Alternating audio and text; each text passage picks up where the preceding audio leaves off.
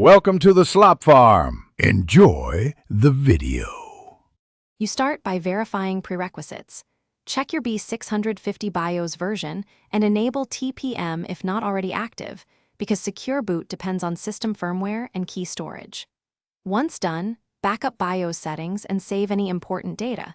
This prevents accidental lockouts.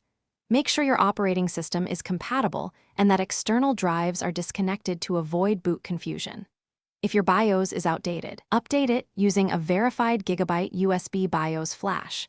This step ensures, once in BIOS, go straight to security or peripherals to enable AMD FTPM or your discrete TPM module, because secure boot requires a trusted platform.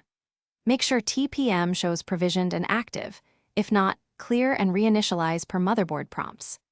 Next, navigate to boot and set boot mode to UEFI, then disable Compatibility Support Module, CSM, or Legacy Boot. Secure boot enforces UEFI signed loaders.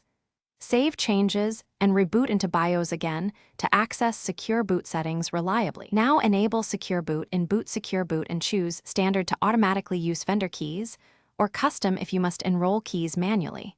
You do this so the firmware verifies bootloader signatures. Once enabled, save and reboot. Your OS should start if drivers and bootloader are UEFI signed. If the system fails to boot, disable secure boot temporarily or restore previous keys to recover, then fix unsigned drivers or switch to correct bootloader. Finally, save a BIOS profile and create recovery media. Thanks for watching. Consider subscribing if we helped you today.